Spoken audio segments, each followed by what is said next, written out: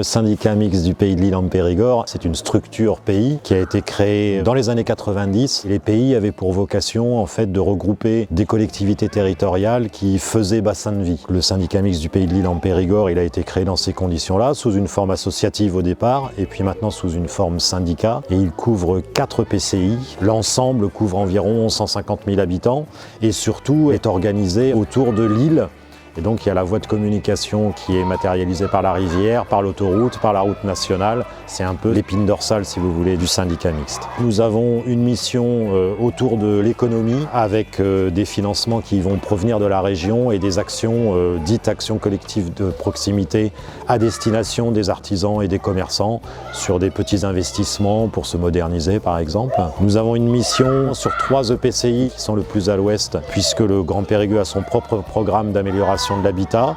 Et donc là, nous avons 2 agents qui conseillent les ménages pour l'amélioration énergétique et l'accessibilité de leur logement. Nous animons le contrat régional signé avec la région sur des aides à l'investissement à destination des communes et des collectivités et des EPCI. Et puis nous sommes la structure porteuse du SCOT, le schéma de cohérence territoriale, qui est donc en quelque sorte le document d'urbanisme qui est au-dessus des PLUI.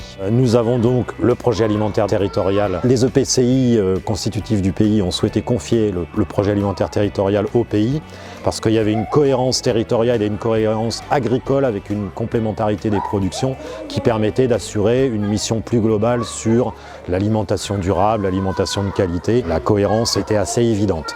Et donc le pays est en charge du projet alimentaire territorial. Nous avons recruté une chargée de mission pour l'animer et nous avons commencé en 2018-2019 et à partir de 2020, disons après la crise du Covid, le PAT a commencé à prendre une forme plus opérationnelle et plus concrète. On a fait un travail collectif qui a permis d'identifier des enjeux et des objectifs pour ce projet alimentaire territorial du pays. Il tourne autour de 3 éléments clés. Tout d'abord la production agricole pour essayer de dynamiser une production agricole un peu en perte de renouvellement puisqu'on recherche de jeunes agriculteurs et de nombreux agriculteurs sont proches de la retraite. Donc là, il y a un véritable enjeu en termes de quantité de production tout simplement. Au niveau de la qualité des productions, il y a également un enjeu sur le manque en fruits et légumes. Ensuite, il y a un enjeu d'approvisionnement et de logistique de cet approvisionnement parce que si on veut développer une alimentation locale de qualité, il faut qu'on soit en capacité de connecter la production avec la consommation. Alors bien sûr, il faut une accessibilité, pouvoir avoir accès, savoir où trouver des produits de qualité, mais aussi une accessibilité en termes de moyens.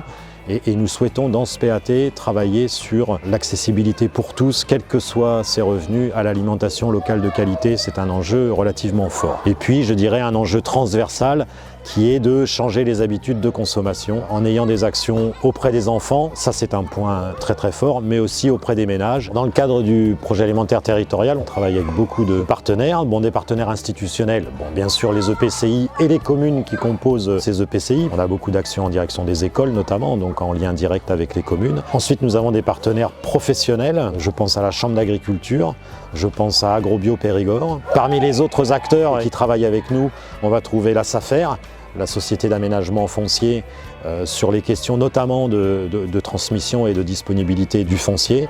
On va trouver le lycée agricole qui est à Coulugny-et-Chamiers, qui a un projet de légumerie et qui va parfaitement s'insérer dans le cadre des objectifs de notre projet alimentaire territorial. Sur la question de la formation des agents de cuisine, le collectif Les Pieds dans le Plat assume les formations et les organise et c'est un partenaire également important. Et puis nous avons des partenaires associatifs, notamment dans le cadre de la logistique. Je pense à Manger Bio Périgord par exemple, mais aussi à d'autres associations qui œuvrent auprès des ménages et qui œuvrent aussi dans l'aide alimentaire. L'objet même d'animer ce PAT, c'est de mettre en place des dynamiques et fédérer tout le réseau d'acteurs et de nos partenaires. On travaille avec les cuisiniers, on met en place des formations autour de la cuisine, comment intégrer des produits bio, locaux, des produits bruts. Donc on travaille aussi sur l'élaboration de leur menu, comment avoir un menu équilibré. Sur le gaspillage alimentaire, donc c'est une grosse thématique parce que c'est aussi la thématique qui va faire qu'on va pouvoir inclure des produits bio locaux sans forcément impacter le budget. On travaille sur la sensibilisation des scolaires, donc avec un projet qui s'appelle Ceux qui nous régalent. On travaille avec les enseignants, on travaille avec les producteurs et les cuisiniers de restauration scolaire sur ce projet-là où le but en fait c'est de faire découvrir aux enfants à la fois les métiers, donc le métier d'agriculteur, le métier de cuisinier, le territoire, en quoi le producteur qui est sur un territoire impacte en fait la commune et son paysage. Quand on travaille sur ce projet, les enfants sont vraiment impliqués parce qu'ils peuvent mettre un nom sur le maraîcher qui fournit la cantine. Et on sent qu'il y a une vraie adhésion après quand on leur présente de nouveaux plats, de nouvelles choses. Concernant la formation des cuisiniers, c'est quand même une demande qui est assez récente. On voit complètement qu'il y a une prise en compte à la fois de la part des élus et des cuisiniers sur cette question-là. Donc il faut leur redonner les moyens d'agir. C'est aussi mettre en réseau tous ces cuisiniers parce que quand ils cuisinent, ils sont souvent seuls dans leur cantine et c'est parfois difficile de changer et d'aller vers de nouvelles habitudes, nouvelles pratiques. On sent qu'ils sont de plus en plus intéressés par ces formations cuisine. On en réalise plusieurs dans l'année et on sent qu'il y a une vraie évolution dans ce qu'ils demandent et ce qu'ils recherchent maintenant. On a des cantines qui maintenant ont beaucoup plus de pourcentage de produits bio. On sent qu'il y a une vraie prise de conscience de la part de tous les acteurs et on a de plus en plus de demandes. Voilà, on construit avec eux et on part aussi de là où ils en sont pour aller à chaque fois un petit peu plus loin. Mais on a des restaurants scolaires qui sont très avancés sur les questions. Parmi les autres actions, on travaille avec monsieur et madame tout le monde justement sur le changement des pratiques. Donc on a lancé très récemment un défi foyer alimentation positive où là il y a 30 foyers, on parle de foyers parce que ça peut être des personnes seules, ça peut être des personnes en colocation qui se sont engagées en fait sur une durée de 6 mois.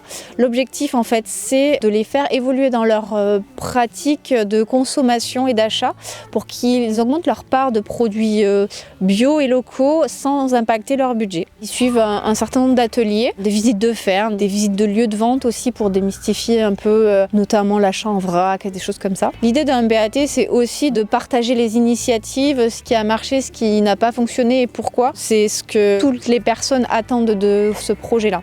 C'est pouvoir bien communiquer sur ce qui fonctionne et ce qu'on attend pour essayer de construire ensemble.